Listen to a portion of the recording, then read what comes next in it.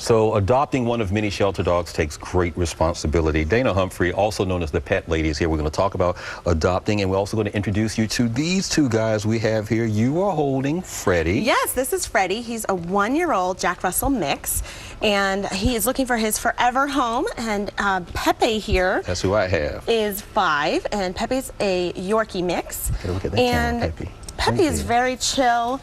He's looking for his forever home as well, and they can be found at Foster Dogs NYC. It's fosterdogsnyc.com, and you can find an amazing dog to fit your lifestyle. Freddie obviously is a little bit more active and would be great with a family, and he loves treats, of course. Apparently. He knows what's in my hand. Okay, all right, Pepe, Freddie's ready for back to school. He's got his little backpack on. But something that's important, you know, it is Responsible Dog Ownership Month. So it's very important that if you're going to be bringing a new dog into your family, to be prepared. So if you're going to be adopting a new dog, you know, we always recommend adopt, don't shop. And, but make sure you have all of the essentials, you know, before you get home. You know, plan it out, you know, have a discussion with your family. Make sure that everyone knows, you know, who's going to be walking the dog, who's going to be feeding the dog. Have a bed and have some poop bags, right? So, you know, especially in New York City, there's a lot of people, a lot of dogs, so it's very important to pick up after your dog. But you want to make sure that you have all the essentials at home so that you have food, you have treats. Another really important thing is an ID tag. Within the first 3 days of adopting a dog, that is the most high likelihood that they're going to be confused and maybe even try to escape or run away. So you definitely want to make sure that you have, you know, an ID tag on them that's ready to go with your phone number and all of their critical information. So, no, it's okay. We know you're excited. It's okay. You just keep right on talking. So now on the back of Freddie is one of the poop bags, right? That's a poop pouch, or what do we call that? Well, Freddie is an active dog as a Jack Russell mix, so he likes to work. It's good to put him to work, so he gets to carry his own poop bags here.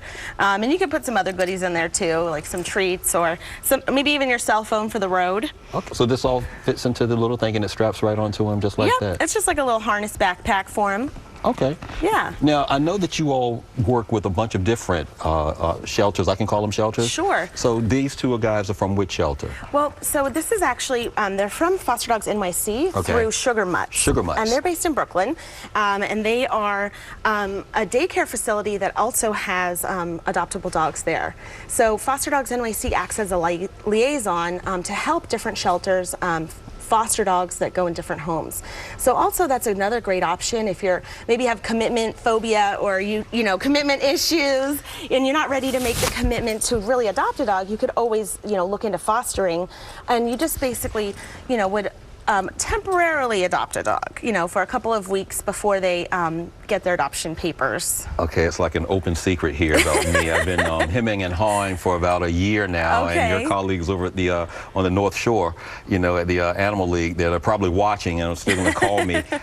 So if you foster a pet, how long is that tenure? Like, how long do you get to do that? Well, that's, you know, it's, you know, I think most groups are pretty flexible to work with based on what your schedule might be, but, you know, it could be anywhere from a couple of days, you know, maybe even up to a year, depending on how quickly they get adopted. So, you know, if anyone's interested in Freddie or Pepe, they are ready to go home so that, you know, their foster life could be shortened. So now look, with these guys, okay, Yorkies, and he's like the right size. There are like 10 of these in my building, you know, and stuff. And of course, you got a Jack Russell mix there.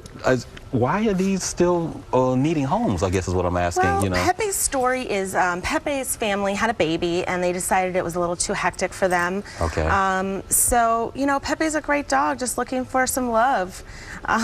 He'll listen and he'll behave, and, you know, that's another important thing is to check with your building and make sure that you're allowed to have dogs in your building.